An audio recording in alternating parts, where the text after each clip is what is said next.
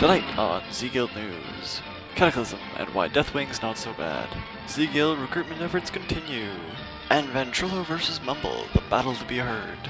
Those stories right now on ZeGuild News. Hi, I'm Broth, and welcome to ZeGuild News. Cataclysm is often personified with the imagery of Deathwing, that powerful dragon whose fault all of this is. Although we often associate Deathwing with death and destruction and all the terrible cataclysmic changes he has caused, it turns out he's a skilled architect as well. Yes, it seems that although Deathwing torched the Park District, his Cataclysm also made a beautiful new keep with a nice fountain. As if that wasn't enough, he even rushed over to build us a nice memorial graveyard for those lost in the aforementioned park torching incident. Reports of Deathwing seem to state that he torched the park and promptly left, although he could have easily destroyed the city.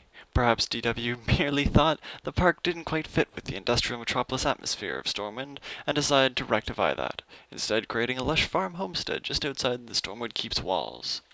And although Mr. Wing did create a giant and somehow never-ending tornado in Darkshore, could have not have been an act of mercy on the heroes of this world? For, although Aberdeen is gone, so too are all those dreary and boring quests associated therein, and all those plagued animals the druids rush around to cure, gone. What a convenience. Obviously Deathwing can't just do things for our benefit, he has to make some things difficult as well. Mount Hyjal has become a major staging ground for war and conflict, although, weren't we all getting a little bored of questing alts through Icecrown anyway? Deathwing understands that you need a time sink, and what better a grind than annihilating cultist followers and uniting demigods in a glorious battle against that old friend Ragnaros. And you don't even need an attunement this time. So you see, Deathwing isn't such a bad tyrannical dragon. His Cataclysm is giving us so much more to spend our time on. Whether you like questing, or ganking, or ERPing, you will have a host of new locations in which to enjoy. Thanks, Deathwing, for giving us another time sink comparable to a second job. And now some news regarding the ZeGuild recruitment efforts. ZeGuild has been going through some recruitment efforts recently, not only in this broadcast, but, more prevalently, across the server's forums as well. On the ZeGuild forums at thezeguild.com/forums, several new accounts are starting to spring up.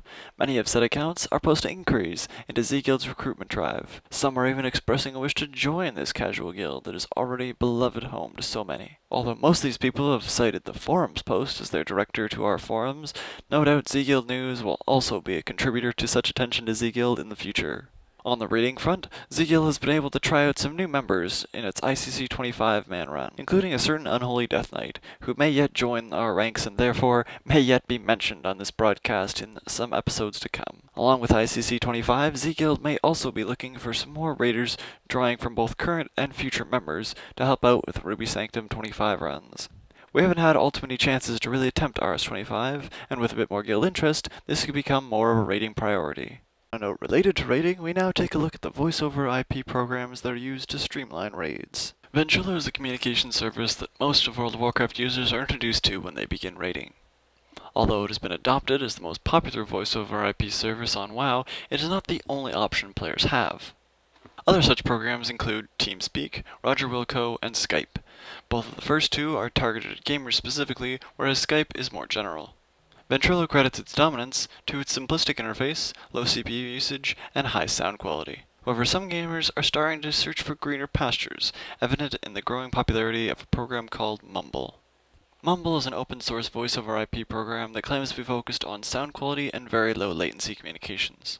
The program is getting many positive reviews from former Ventrilo users. Many applaud the program's work at eliminating audio lag caused by latency, as well as some of the other features it offers that Ventrilo does not. The primary feature mentioned is the in-game overlay. Mumble allows users to see who is talking by showing the speaker's name on screen while in-game. While in smaller, more consistent raids, such as a 10-man team, most raiders get to know the sound of each other's voice. However, in a larger 25-man team, this can make identifying raiders easier. The downside to this is the increased difficulty implementation across 25 people. Mumble also has features such as auto-adjusting volume. This helps to normalize mics that are set far too loud or far too quiet. Mumble also offers the ability to automatically lower the user's system volume, quieting things such as music or game sound when they talk, or while others are talking to them. We now go to an interview with Pig Iron Pete, our guild recruitment officer and a raider who participates in both 10 and 25-man ZeGuild raids. So Piggy, what are your thoughts on this issue of Ventrilo versus Mumble? Piggy? I've been talking for like 20 minutes and I didn't have the button pushed down because I was waxing philosophical. Yeah, I've been spoiled by Skype. Anyway, considering the problems we've been having with latency issues on Vent recently, 15-second delays whenever Tim speaks or whatever, anything that comes around heralding lesser latency definitely gets noticed. The only thing that concerns me is a lack of quality. We haven't actually heard it in action. Nobody's taken a sample of the voice quality or anything like that. If we got to sacrifice latency for scratchy 1930s quality radio voices, I don't want to do that. What are your thoughts on moving all the raiders over to Skype? I think we could do it for our 10-man easily, and I think we should. 25-man, a little bit tougher. If Tim puts his foot down, it can happen. But imagine 25 people with no push to talk. Think of all the heavy breathing and the children in the background and the dogs barking, and it sounds chaotic. Well, the thing is to mute, you have to tab out. If there's a way to do it in game, I have yet to know about it. It wasn't an issue with games that we played in windowed mode, and other things that we've done, but in WoW that could be a problem. I really like the idea of mumble. The thing that caught my attention most, like I said, was lack of latency.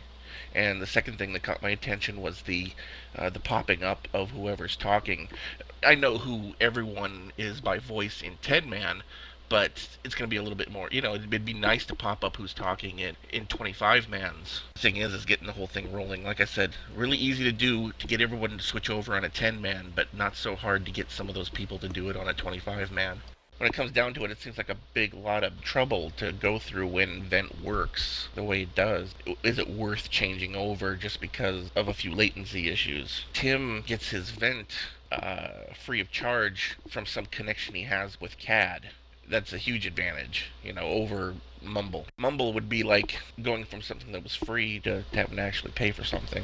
Well, Pig Iron Pete, we're glad to have you on the show. Thank you very much for your time. Upon further research, it seems that Mumble also puts out a program called Murmur. This program claims to allow the user to host a server for them and their guildies using their own internet connection. The only cost will be the strain it puts on the host's bandwidth. Getting a voice over IP server without a cost is an advantage for Mumble, though the level of difficulty in setting up such a server is yet to be confirmed. As a final note, ZeGuild is always recruiting casual players and cool people. Come check us out at thezeguild.com.